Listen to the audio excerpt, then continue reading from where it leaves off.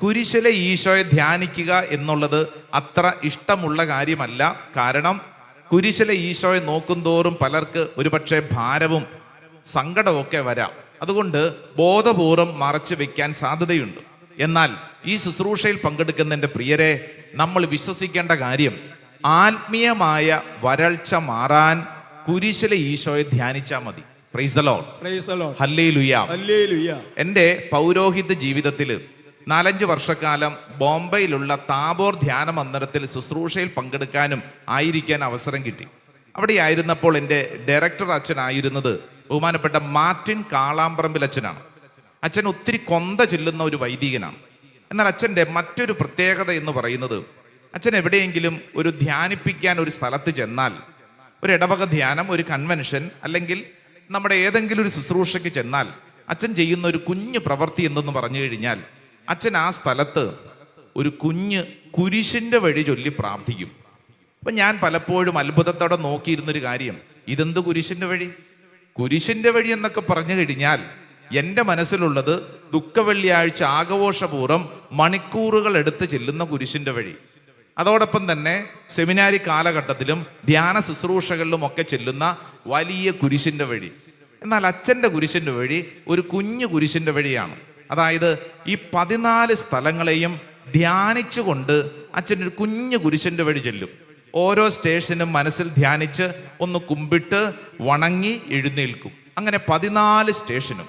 അപ്പം ഞാൻ പലപ്പോഴും അച്ഛനിൽ നിന്ന് മനസ്സിലാക്കിയൊരു കാര്യം, അച്ഛാ, ഇപ്രകാരം ഈ കുഞ്ഞു കുരിശിൻ്റെ വഴി ചൊല്ലി പ്രാർത്ഥിക്കുമ്പോൾ ഒരു ദേശത്ത് ആ മണ്ണിൽ എന്തെങ്കിലും തരത്തിലുള്ള പീഡകൾ ഉണ്ടെങ്കിൽ വിട്ടുപോകുമെന്ന് ആ വന്യ പുരോഹിതൻ പലപ്പോഴും ഓർമ്മപ്പെടുത്തിയത് ഇന്ന് ഇവിടെ ഇരിക്കുന്ന ദൈവജനത്തെ ഓർമ്മപ്പെടുത്തുകയാണ്. എൻ്റെ പ്രിയപ്പെട്ടവരെ, ഇത് അനേക വിശുദ്ധർ നമ്മുടെ മുമ്പിൽ പഠിപ്പിക്കുന്നൊരു കാര്യമാണ്. കുരിശിൻ്റെ വഴി ചൊല്ലി പ്രാർത്ഥിക്കുക, ക്രൂശിതനായ ക്രിസ്തുവിനെ ധ്യാനിക്കുക, ഇങ്ങനെയുള്ള ആത്മീയ ഭക്താഭ്യാസങ്ങൾ നമ്മൾ ചെയ്താൽ നമ്മുടെ ജീവിതത്തിൽ ആത്മീയമായി നമുക്ക് വളരാൻ സാധിക്കും. ഹല്ലേലൂയ.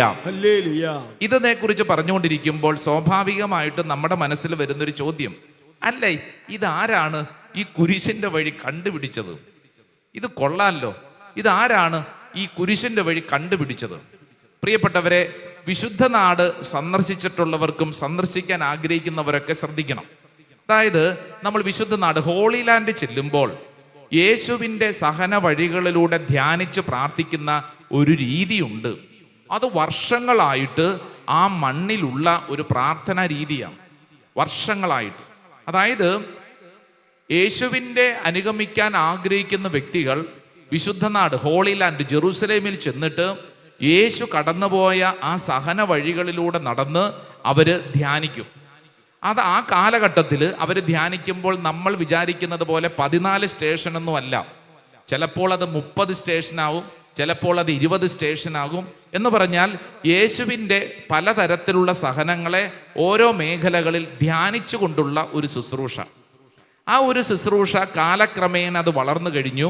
പിന്നീട് കത്തോലിക്ക തിരുസഭ ഫ്രാൻസിസ്കൻ അച്ഛന്മാരെ, അതായത് saint Francis of Assisi, Franciscan അച്ഛന്മാരെയാണ് ഈ ഹോളി ലാൻഡിൻ്റെ ശുശ്രൂഷയ്ക്ക് വേണ്ടി ഏൽപ്പിച്ചത്.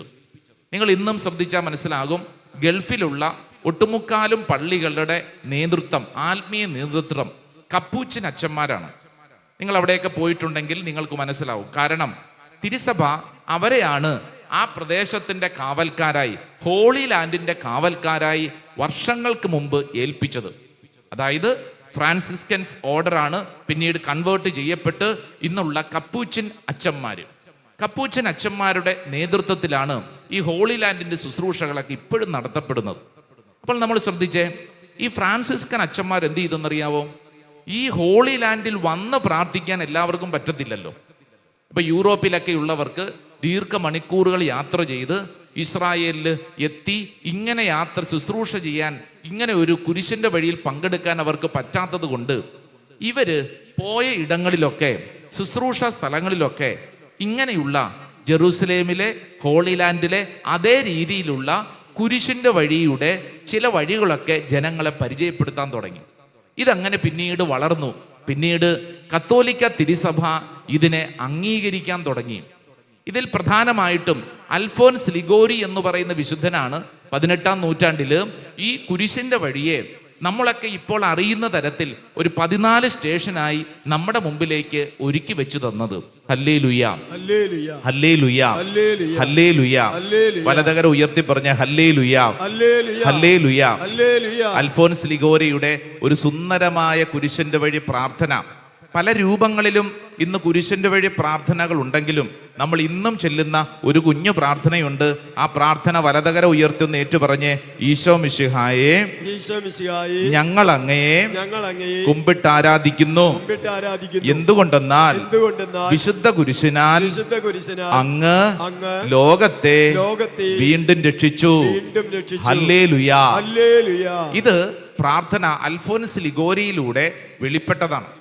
നമുക്കറിയാം ഇന്ന് വ്യത്യസ്തങ്ങളായിട്ടുള്ള കുരിശന്റെ വഴി പ്രാർത്ഥനകൾ ഉണ്ടെങ്കിലും അതിൻ്റെ മർമ്മം, അതിൻ്റെ കണ്ടന്റ് ഒട്ടും നഷ്ടപ്പെടാതെയാണ് ഈ കുരിശന്റെ വഴി പ്രാർത്ഥനകളൊക്കെ പലരാലും നമ്മുടെ കരങ്ങളിലുള്ളത്. നമ്മൾ ഇന്ന് പൊതുവെ ചെല്ലുന്നൊരു പ്രാർത്ഥന ബഹുമാനപ്പെട്ട ആബേൽ അച്ഛനിലൂടെ രചിക്കപ്പെട്ട പഴയ ഒരു കുരിശന്റെ വഴി പ്രാർത്ഥനയുണ്ട്. പ്രിയപ്പെട്ടവരെ, ഈ കുരിശന്റെ വഴി പ്രാർത്ഥന ചൊല്ലുമ്പോൾ നമ്മുടെ ഉള്ളിൽ ചില കാര്യങ്ങൾ അടിസ്ഥാനപരമായി സംഭവിക്കുകയാണ്. Praise the Lord. Hallelujah, hallelujah. കുരിശിന്റെ വഴി പ്രാർത്ഥന ഇഷ്ടമുള്ളവരൊന്ന് കൈപൊക്കാവോ? കുരിശിന്റെ വഴി പ്രാർത്ഥന ഇഷ്ടമുള്ളവര്? എല്ലാവർക്കും തന്നെ ഇഷ്ടമാണ്. ഞാൻ ഒരു കാര്യം കൂടെ ചോദിക്കട്ടെ. നോമ്പുകാലത്തല്ലാതെ കുരിശിന്റെ വഴി പ്രാർത്ഥന എല്ലാ ദിവസവും ചൊല്ലുന്നവരുണ്ടെങ്കിൽ അങ്ങനെയുള്ളവരുണ്ട് ചിലര്. അങ്ങനെ ഉണ്ടെങ്കിൽ ഒന്ന് കൈപൊക്കാവോ? കുരിശിന്റെ വഴി പ്രാർത്ഥന. കണ്ടോ, കുറെ അധികം പേരുണ്ട്. Hallelujah, hallelujah.